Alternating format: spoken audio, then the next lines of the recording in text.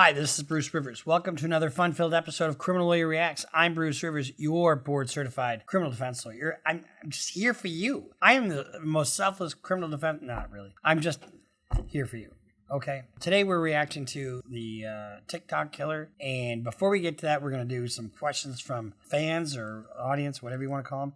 Okay, so we're going to take some questions from our fans, and let's just go with the first one. On Brian Koberger, could he have made an Alfred plea? Probably not, because when you have person crimes, very difficult for a victim and their family to accept that he won't take ownership of that. So let's see the next one. All right, this is from Foley15136. If you were an Idaho attorney and Koberger tried to hire you back at the beginning, would you take his case, Bruce? Well, of course I would. I mean, my soul is for rent, not for sale, but it's for rent. Why wouldn't you? It's a defense lawyer's dream, right? But this came out exactly how I thought it would. They tried to do alternative perpetrator, but they just didn't have anything to hang their hat on. If you use, alternative perpetrator as your theory of the case, it is up to the defense to provide evidence of that. It's their burden to prove up that affirmative defense, and they just couldn't do it. So this is Babs 5066. Bruce, I saw a video that this man, who is an expert on law, saying that the judge can overturn the verdict, what the jury says not guilty charges. Is that true that this can happen? Let's see. I think what your question is, can a judge overturn a not guilty? No.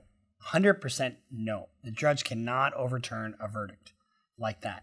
However, a judge can issue a finding of judgment of acquittal. And there's two things about it. If he does it before the jury gets the case, it's not appealable. If he does it after the jury gives their verdict, let's say the jury says guilty, and the judge says, I just don't see it, it's not guilty. That is appealable by the government. Thanks, Babs, for your question. So this is from RadRob OG. Okay, Bruce, how many subscribers do you need to hit so we can get a Bruce Rivers CLR grandma reveal? 2 million. Once we hit 2 million, we'll do a live in my basement with my grandma, and you'll see her amazing feat. Bruce, can you explain why in this situation Raja still has not been detained or arrested? Is it because Psycho Stu hasn't pressed charges or what? No, I don't know why he hasn't been arrested. And maybe it's because they're trying to figure out what the long-term damages with Psycho Stu are. I'm not sure. This is definitely a case that is going to be brought or should be brought. Where was it? Was it in Vegas? Yeah, it was out. Because it's California. That's why. They don't do shit. And even if they do, they may not bring it. I don't know. But if it was here, he'd be in jail right now. This is from Michael YF120 or YF1WO. Bruce, as a thought exercise, I'm into thought exercises. So thanks, Michael. As a thought exercise, as a lawyer, would you consider representing Raja? And how might you structure your defense strategy? Sounds like Rampage got legal advice and is playing the concussion card, suggesting that Raja was duped into getting involved, assaulted, and because of his existing injury maybe being aggravated, Raja was not in control of his faculties and was instigated into violence, maybe temporary insanity from pre-existing injury and aggravating circumstances. If I were on a jury, I could see this as a reasonable defense. Are you from California? If you are, yes, you have just won the lottery. Of course, that's kind of the only defense that he's got, some diminished capacity based on CTE or, his concussion or whatever. And then you take all the other things that were going on around it. The encouraging. I mean, how is that person not charged? Go get your receipt. Remember they said that? Go get your receipt. We'll do a couple more of these, and let's see. Can you react to My Cousin Vinny movie scenes? Oh, I fucking love this one. If we can get the copyright release, I think we should do that. Maybe we do a reaction where I watch, a bunch of the scenes, and I think that would be fine. Do you want me to be honest with you about that movie? That movie is probably the most realistic lawyer film out there. He's out there busting his hump and not knowing what to do and learning as he goes. And he actually does some work and he wins the case. by actually diving into the testimony of these witnesses. Wait a second. You saw through all those dirty screens and them bushes there. Don't forget this one or this one. The thing with Marissa Tomei cute and everything, probably not too realistic on that note. However, posi traction on the car, that is a realistic, find that, their expert didn't even see. And that those are one or two little facts like that can always win a case. So last one here, Scotty TY, ask a lawyer. Why do you bury lawyers 10 feet deep instead of 6? Because deep down, they're really good people. Thanks, Scotty. See, our skin's really thick. I can take it. All right, let's go into Emily Long. Before we get to that, this is brought to you by, like it always is, AskLawyer.com. AskLawyer.com is a very effective way for you to get the advice of a competent legal analysis from a living, breathing, yes, we do have hearts. I know it's a common misperception that lawyers don't have hearts, but a live lawyer, if you have a dispute with your landlord, if you have a case you want to bring, you're not sure, go to AskALawyer.com. For $49, you've got a living, breathing lawyer, and it's at your disposal whenever you need it. If you're doing your own legal research, like Grandma in the basement, she was able to set up her LLC for her OnlyFans foot page. Some people are into geriatric feet. So she did that by going to the AI section that's trained in all the 50 states, and she found the best state to incorporate in. And now she's making a ton of money from some really sick people. So go to AskALawyer.com. Same people who brought you e-sign and e-forms. Really solid supporter of the channel. I highly recommend them. AskALawyer.com. Bruce Rivers, he's the criminal lawyer. Bruce Rivers, he's the criminal lawyer. Bruce Rivers, he's the criminal lawyer. And what he do? And he's gonna react to all the self-snitching. Emily Long was a TikToker, and she did a murder-suicide. We just had a situation here in Minnesota at Annunciation Church, which was just up the block from my house. I went to go film one day, and I couldn't get out my driveway because cops were blocking my driveway, like all of them. And there was over 100 cops in my street and 20 ambulances or whatever it was. It was insane. That's when that shooter shot up Annunciation Church. Thank God those people had the doors locked and he couldn't get in. Otherwise, the carnage would have been so much worse. Why don't these fuckers just kill themselves first? If you want to die, die. No one gives a shit. No one gives a one last little motherfucking shit that you are dead. In fact, they're glad you're dead. Robin, or whatever the fuck your name is, this Emily. Why do you have to leave carnage in your wake? Have some humanity. You have to be a pussy and shoot through a window at a bunch of fucking children? Give me a break. I am all for gun control. I know I'm going to get a lot of BS on that, but we shouldn't be able to have 30 round mags. And maybe, how about a drum? How about 100 rounds? I mean, he could have killed everybody in that place had those doors not been locked. It wasn't a good guy that stopped him. What stopped him was the locked doors. Could have been a lot worse. He stopped himself and shot himself. And the thing that kills me about that whole thing, I saw two things that morning that just absolutely had me in tears. I saw parents running like madmen and women up the street. I saw this woman running in her dress, and she wasn't stopping. She wasn't stopping after a block. She just was running up to her children. And then I saw a father walking in front of my house. He was parked in front of my house. He had his two daughters in school uniforms, holding their hands and walking away from that tragedy. And the look on those girls' faces, the look on their faces was just horrible. And what did he say? What did this Robin fuck say? He said, fuck the children, fuck you. Fuck you! This kind of stuff, this murder-suicide. I get, desperation. I get being pissed off. When my ex-wife took Michael from my home, don't think that I wasn't in absolute despair. Get help for it or move the fuck on in a positive way. So recently, Emily Long, 34, fatally shot her husband, Ryan Long. How nice is that? Remember when Phil Hartman was shot by his wife and then she shot herself? She was from Minnesota. But Emily, sweet Emily, age 34, fatally shot her husband, Ryan Long, 48 years old, and their two eldest children, Parker and Ryan, ages 8 and 6. Well, why wouldn't you? I mean, fucking A, they wouldn't clean their room, for God's sake. In their Madbury, New Hampshire home before she took her own life. Take it first. I'm going to talk to you right now. If you are thinking about a murder-suicide kind of thing, just do the suicide part. You don't need to fuck everybody else's life up, okay? And Robin, if you're listening up there in the depth of hell, all you did was unite a community. That's all you fucking did. So if you want to fuck the children over, all you did was make everybody closer to the children.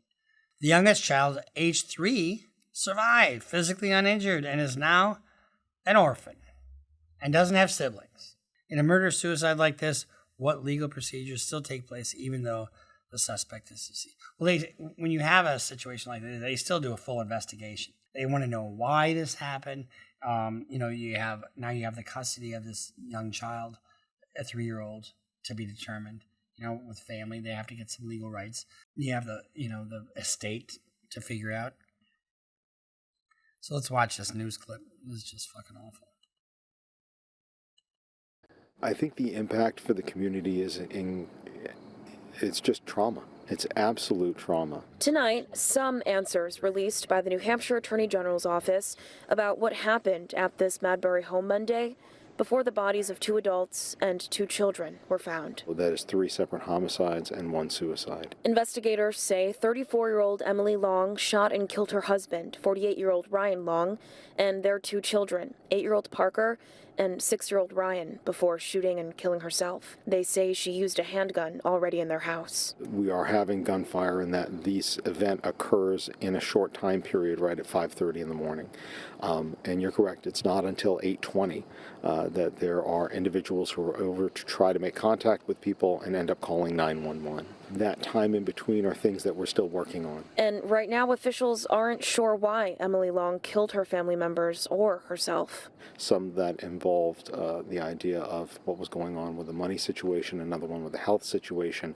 I think the big thing is to try not to speculate that there's any one reason like something like this would happen. Homicide and suicide. Let me just tell you something. There is no good reason.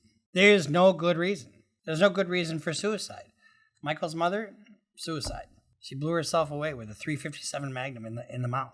Thank God Michael wasn't with her. I mean, he was with me at the time. Suicide is usually much, much more complex than just one reason. But they say they're still trying to figure this out. If somebody does see an indicator of anyone in crisis, there's so many different ways. Dialing 988 in New Hampshire will immediately get people to assistance that they might need. The thing about it is you can have all the signs in the world. If they don't want help, they're not going to get help. They do, whenever you have a death at the hands of another, which is a homicide, there's an autopsy on every single one of these. So Ryan Long died from multiple gunshot wounds, while each child died from a single gunshot wound. Oh, how nice. It ruled homicides because it's death hands of another. Emily's death was ruled a suicide by a single gunshot wound to the head. So, I mean, it's just tragedy, look at her. Look at him. You could have done better. You could have done better. You really could have. You could have married somebody that wasn't a fucking homicide, suicide maniac. So some questions to ask are, when investigators release findings like these, what role does the autopsy play in shaping the official case record? And how do prosecutors decide what details is shared publicly at this stage? The public has a right to know. And, it's kind of up to the family, I think, to release details or not. But there's no criminal prosecution, is there? There shouldn't be. Would there be with Robin, who shot up the Annunciation School? Well, a good buddy of mine represents the mother, and who knows what's going to happen there. Was she somehow complicit in buying his weapons or what? Hopefully not. But Emily's mental state and social media. In the weeks leading up to the event, Emily posted frequently, and she had candid TikToks videos sharing her emotional struggles, grief over her husband's aggressive brain cancer, glioblastoma, and her anxiety, depression, and fears about finances and parenting alone. That you see this with women sometimes. That Yates chick in Texas who drowned her, I think it was Texas, who drowned her 3 children in a fucking car. How could you do that? I can't hurt a fly. You know, I just don't understand this deal. You know, if someone documents depression or anxiety publicly, how might that information be used in a criminal investigation or later in court? Well, one of the things it should trigger is a red flag law, so you can't buy a gun, but evidently they had a gun in the house. In what ways do mental health struggles factor into sentencing or prosecutorial decisions? Prosecutors don't give a shit about mental health. You're sad? And that's why you did this? Boo motherfucking who? You know, they don't care. But judges do. And when you are depressed, especially like postpartum depression can be a really powerful thing. Women take their lives all the time based on depression. People take their lives because of depression. It's when you feel the world closing in on you. It's when you feel like there's no hope, there's no tomorrow, there's no avenue for you to have a happiness, and you can't see the forest for the trees, and you're in that depression. Get some help. Absolutely get some help. You know, like that Attorney General said, dialing 988. I mean, mental health is a big part of the legal system. Just 1 week before the tragedy, Emily was accused of embezzling $600,000 from Wings It restaurant, where she was the director of operations. Well, there you go. There you go. You want your reason? You know, I had somebody who was very well off. Her mother's worth millions, and she had a good job and stole over $1 million from her company. And it was over about a 6 or 7 year period. She just was she was depressed and she wound up getting charged federally with it. That happens. It just does. Let's just take a look at this. You know, and when you commit crimes, when you're in this funk, you're isolated. And when the more isolated you are, the more you feel you don't have anything to live for. Okay, I put makeup on and real clothes for the first time. Basically, makeup since we went to the Cape in July, and real clothes in God only knows how long. So I'm trying to get myself out of this rut. I know that I've said this before, but our kids are definitely struggling. And now I'm starting to notice some changes in our 3-year-old. Which is tough because he's too young for therapy. I know that people are going to say play therapy. We've done that before, and I just don't really see the benefit in it. And he's too young for talk therapy, obviously. What is your 3-year-old going through? Guess what children are? A reflection of us. So if you're being a dick to your children, they're going to be dicks to other people. If you're being depressed, your children they're just mirror images of us. You know, I've always had the thought that I don't want to see my kids. I don't want my kids to see me sweat because, I have trouble at work. Well, I have stressors. A big trial or this or that. They need to know that they're always covered, that they're always safe, that they're always going to be. They can rely on dad no matter what.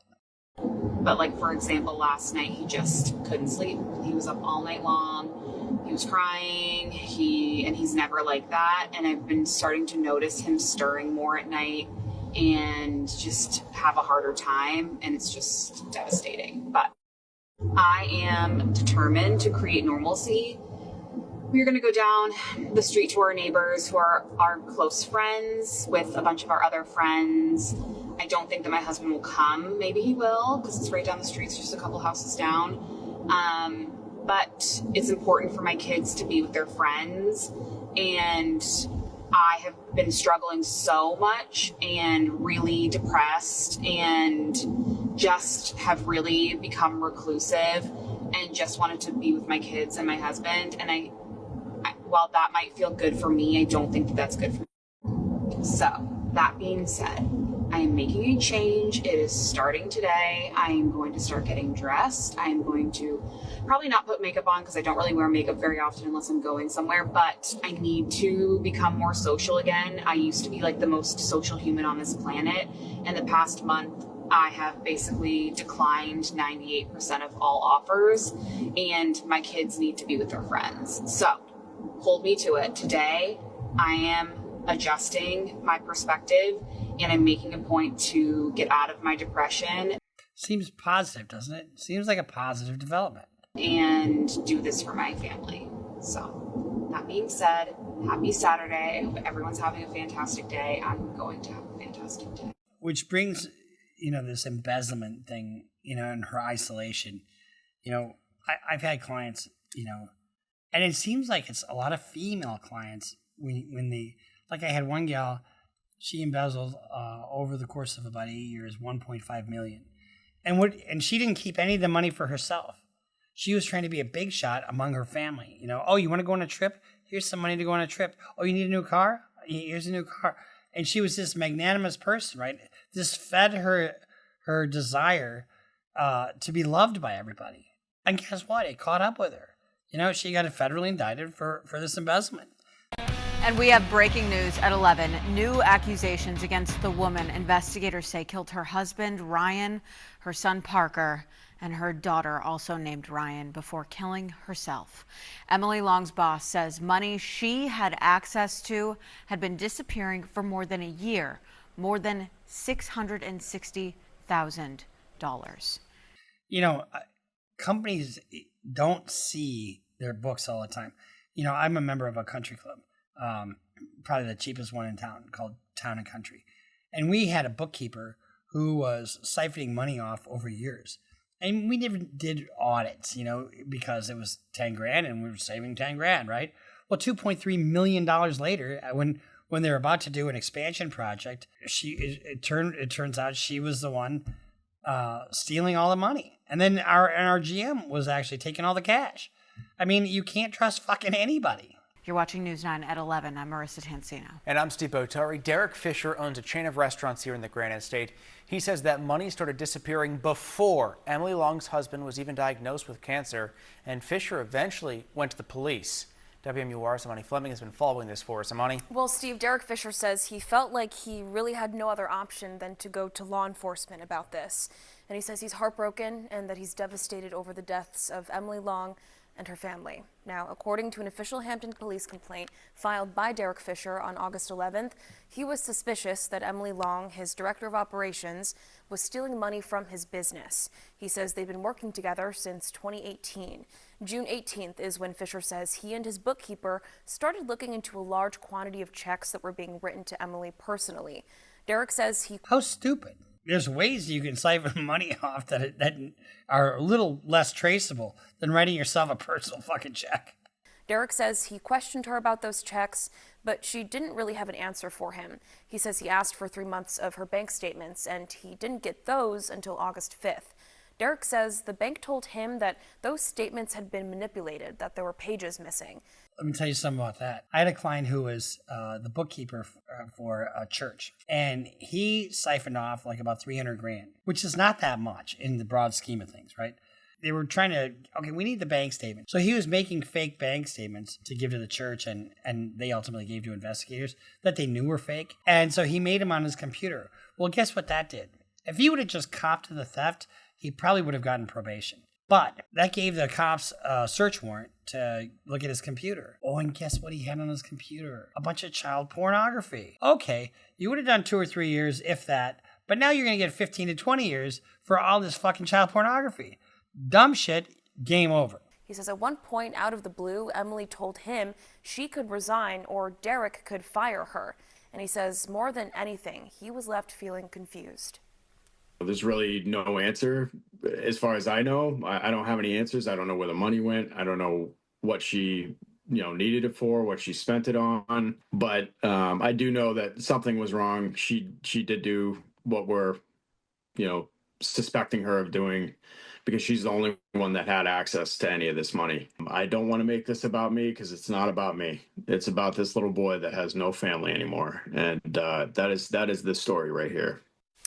So Fisher says at this moment, when you have a narcissist, which is what she is, she didn't give a shit about anybody but herself. She knew she was going to get fucked. She knew there probably wouldn't be anybody to raise their children.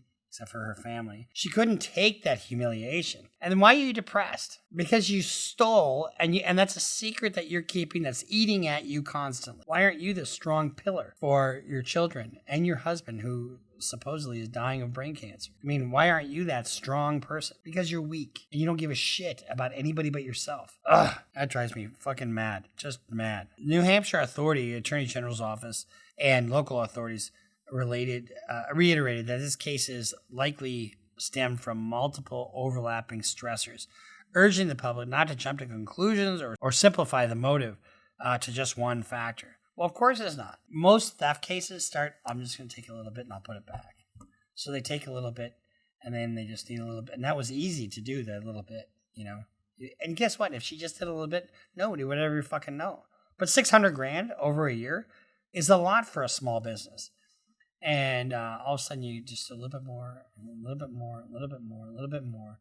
And it's all these little bits that turn out to be a lot. And you get into a desperate situation where there's no way out and you know you're going to go to prison. I mean, stealing $600,000, you're not going to just get a slap on the wrist. You don't get a diversion program for $600,000. You don't just get, we're sorry, be on your way. You know, I'm sure you needed it more than we did. Fuck that. And then you decide what? What do you decide to do? You decide to murder your husband and 2 of your 3 fucking children? Emily. That was not a good move. So the aftermath of this stuff, you know, there's a vigil, there's, you know, it was held in their local community and the schools. You know, you got friends of these kids who are mourning the loss of their child, of their classmate. Just fucking stupid. You know, I just hate stuff like this. And you know, when Michael's mom died, you know, all the people in his first grade class did a card for him, you know, and then what does that make him? What does that make him? The kid whose mom died, right? He's that kid over here. Everybody else is over here, but he's the one without a mother. Who is this 3-year-old? I know who that kid is. That's the kid whose mom killed his dad and his two siblings. Oh, yeah, you remember that? Oh, don't go around him because he's probably going to do the same to you. You know, whatever. You know, the kid's fucked up for life. You know, it's funny that this reaction comes on the heels of this Annunciation shooting. And, you know, if you're feeling like you need to, like if you have depression and you have no hope, go see somebody. Get some medication. We have medication for that. Maybe it makes you dull. You know, maybe it flattens you out. But guess what? It keeps those valleys from happening. Now, I'm not on any medication, and I can't tell you what Michael's death did to me. I mean, I still, every day, I mean, like, behind the camera, I have to look at fucking Nick and Robert. I mean, they're not pretty guys. I'm joking, of course. But, you know, I try to get through life with humor, you know, and that's, you know, I try to find a joke everywhere I go, honestly. I don't always succeed, but you know what? Lift yourself up the best you can, and if you can't, get some professional help. There is help out there for everybody.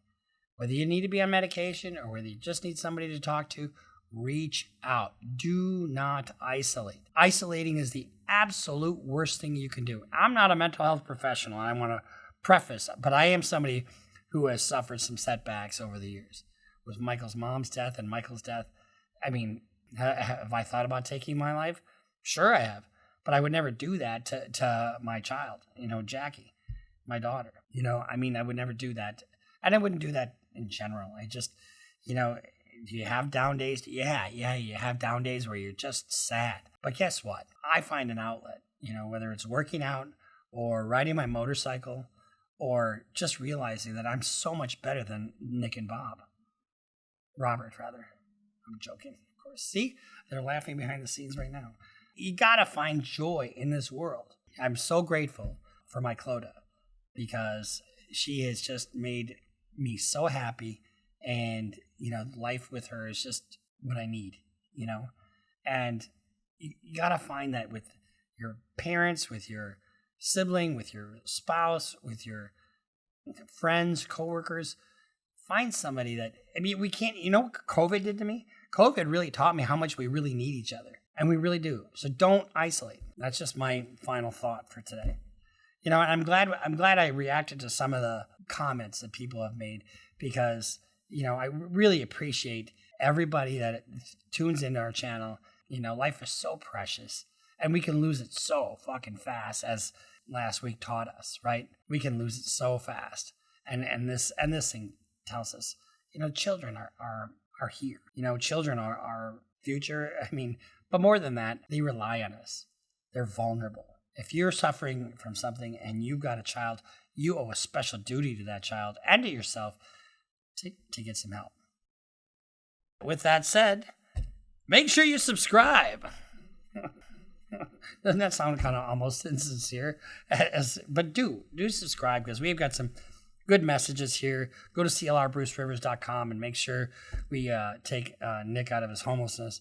The other Nick. We have two Nicks here. The one that looks homeless. And make sure you subscribe, follow us on Instagram, follow us on Twitter, sign up for Patreon, and make sure that you love the one you're with as much as possible. But more than that, love yourself so you can be a better person tomorrow, and you're an asset to those around you. See you next time on Criminal Lawyer Reacts. Bruce Rivers just broke down your case. He know all the charges that you about to face. You ain't coming home till 2058. That self-snitching gon' get you put away. Bruce Rivers just broke down your case. He know all the charges that you about to face. You ain't coming home till 2058. That self-snitching gon' get you put away. 23-hour lockdown, please just let my God.